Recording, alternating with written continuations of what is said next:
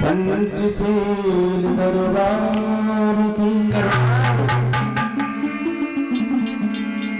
सिद्धोधन महाराज की दया है, पूज्य बाबा साहब की दया है। दया हो, करुणा हो, मंगल हो। इस समय पंचशील पावन प्रांगण में पधारे हुए आदर के पात्र सम्मानित सभी पिता समान बुजुर्ग,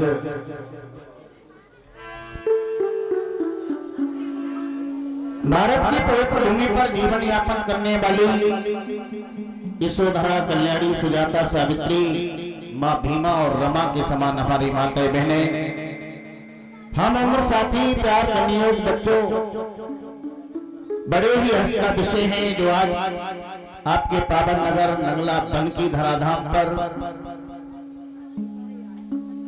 लोक शास्त्र तथागत बुद्ध एवं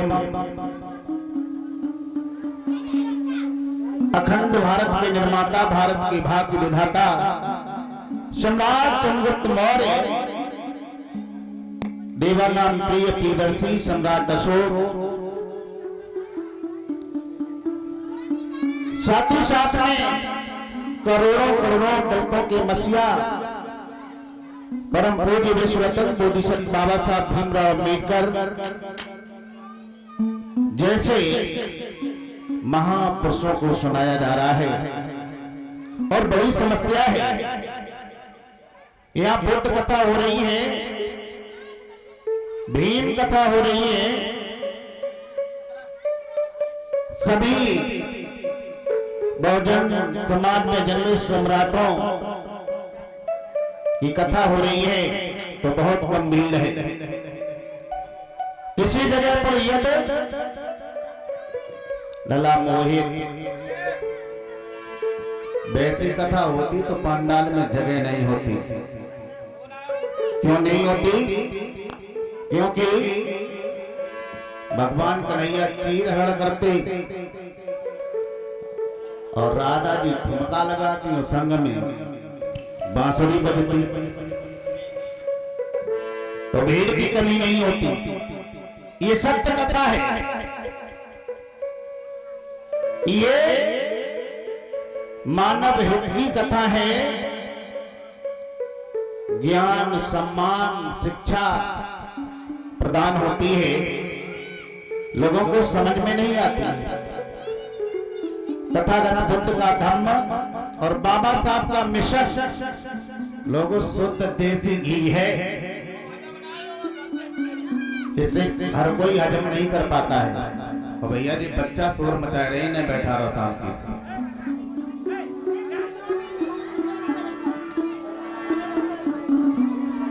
कथा तो मेरे जगह कान गई, लेकिन जगह कैसे दली दला हमने कहूं ना देखे धरती धरे रात और समय।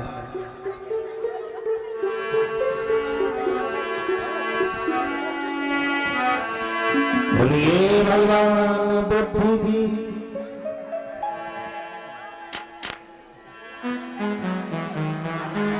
बताना चाहेंगे मेरे भाई, वैसे लोग तरह तरह की बातें करते रहते हैं कि एक ऐसी बुद्ध कथा है। यहाँ तो खंडन होता है, लेकिन मेरे भाई हमेशा ध्यान रखना, तथागत बुद्ध का जो धम्म दर्शन है, भगवान बुद्ध संसार में एक ऐसे वैद्य हुए हैं जिन्होंने बहुत कड़वी दवाई दी है। समझ रहे हो?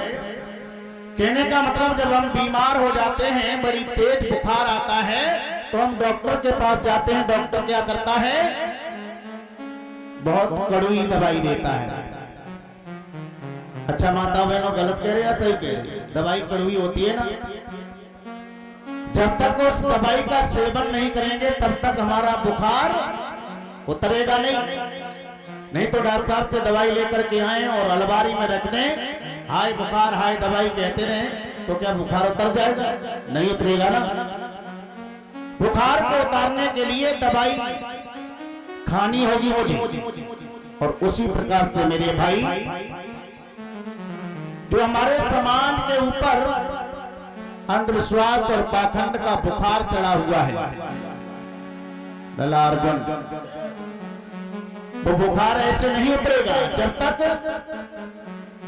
हम कबीर की, बुद्ध की, बाबा साहब की, संत गुरु रविदास की सत्य वाणी को ग्रहण नहीं करेंगे, तब तक हमारा मानसिक बुखार उतरने वाला नहीं है। दूसरी बात बता देना चाहता हूं, आपके गांव नंगला वन में 2 दुकानें लगाई जाएं। एक तरफ दारू की दुकान लगाई जाए और दूसरी तरफ दूध की दुकान लगाई जाए। विचार करना, भीड़ का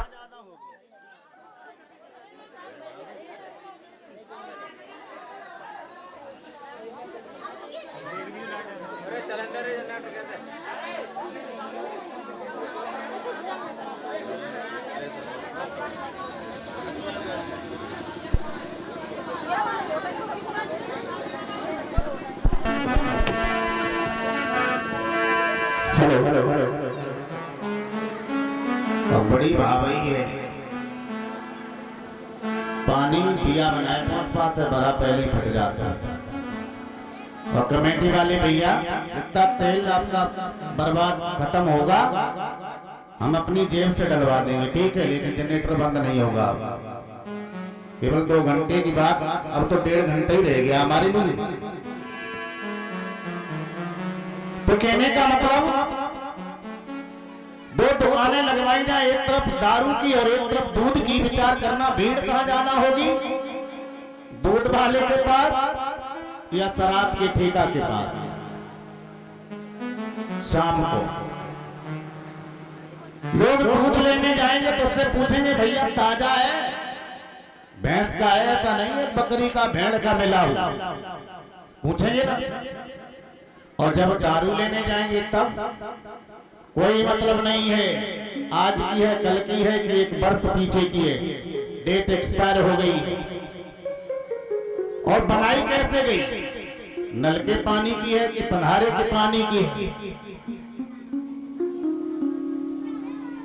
तो यही समस्या है। यानी यहां पर सत्य दर्शाया जा रहा है दूध के समान।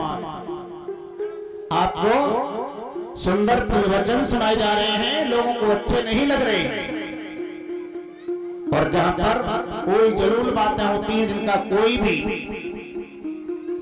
मानव के जीवन से संबंध नहीं है। आप लोगों ने रामायण महाभारत देखा है?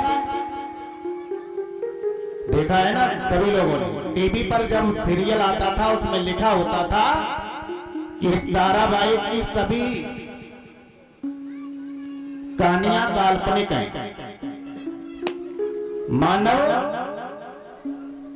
के जीवन से कोई संबंध नहीं रखती हैं, लेकिन फिर भी लोग उन्हीं के पीछे पड़े रहते हैं। आज दिन तक कोई सत्य नहीं, कोई सही नहीं, लेकिन लोग मानते चले जा रहे हैं। हमारे समाज की हालत क्या है मालूम? एक समय की बात, एक जंगल में एक उल्लू रहता था। उल्लू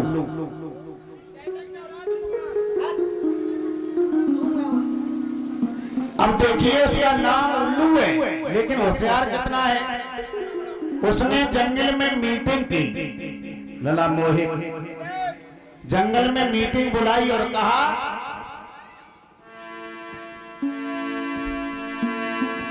कि सारा संसार उन्नति कर रहा है, सब स्वर्ग में जा रहे हैं, और जंगल के जितने पक्षी हैं वो बेचारे इधर उधर भटक रहे हैं। बरसात का मौसम आता है तो भीगते हैं, ठंड में सिकुड़ते हैं, और जब लपट चलती है तो जलते हैं। इसलिए उल्लू ने कहा कि हम तुम्हें वो चीज बताएंगे, वो भजन सिखाएंगे जिस भजन के द्वारा तुम्हारी मुक्ति हो जाएगी और इंसान का जन्म मिलेगा। तो सभी पंछी इकट्ठे हो गए। लला, चमगादड़,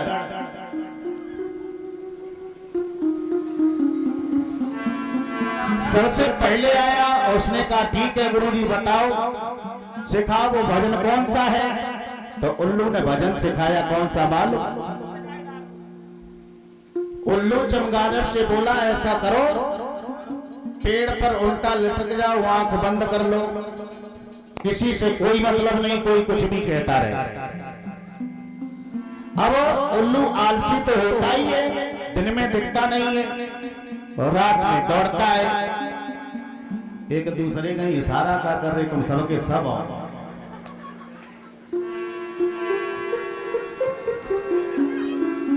अब तो चमगादड़ बातों में आ गया और उल्लू का काम बन गया। जब भी भूख लगे सोई एक चमगादड़ उठाए गए, नोच डारे खाए।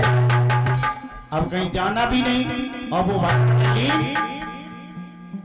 एक पक्षी तोता आकर के चमगादड़ों से कहने लगा बेवकूफ क्यों बन रहे हो, तुम्हें पता नहीं है जो तुम्हारा गुरु है ना उल्लू, उसने केवल अपने स्वार्थ के लिए तुम्हें ये भजन सिखाया है। अरे दुनिया देख करके देखो बदल रही है, सब अपना हित कर रहे हैं, भला कर रहे हैं और तुम आंखें मूंद कर लटक रहे हो। लेकिन चमगादड़ कहने लगा तोता हमें तो अंधेरा ही पसंद है, आज हम तेरी बात नहीं सुनेंगे। और जब वो चला गया, उल्लू जब आया तो चमगादड़ कहने लगा है गुरुदेव, एक सज्जन आए थे, वो कह रहे थे कि तुम्हारा गुरु तुम्हें धोखा दे रहा है, कोई ज्ञान नहीं, कोई भजन नहीं। तो उल्लू कहने लगा चमगादड़ से बेवकूफ मत बनो, तुम्हारा भजन भंग हो जाएगा, तुम कर नहीं पाओगे। और मेरे भाई को उल्लू चमगादड़ों को मारता रहा, खाता रहा। उसी प्रकार से हमारे समाज के अंदर लोग उल्लू की तरह गुरु बने बैठे हैं और चमगादड़ की तरह लोग लटक रहे हैं, जिन्हें वास्तविक ज्ञान पता नहीं है कि हमारा भला कैसे होगा, हम कैसे आगे बढ़ेंगे। धन्य हमारे विश्वरत्न परम पूज्य बोलशक्ति बाबा साहब भीमराव अम्बेडकर, जिन्होंने इतनी विषम परिस्थितियों में आकर के, लोग कहते हैं ना एक चाय बेचने वाला देश का प्रधानमंत्री बन गया, लेकिन ये बात कोई नहीं कहता है कि जिस बच्चे को शिक्षा से दूर रखा गया, मानव में सबसे नीची जाति के खूंटे से बांधा गया, आगे चल करके वो 9 भाषाएं, 32 डिग्रियां, सिम्बिलाप नाले बन करके भारत का नाम रोशन कर गया। मेरे भाई विचार कीजिए,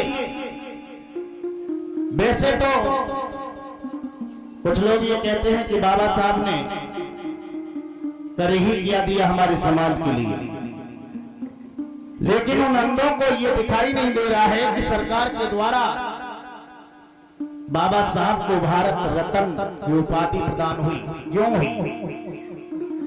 हर ऑफिस के अंदर बाबा साहब दिखाई क्यों देते हैं? कभी विचार किया आपने?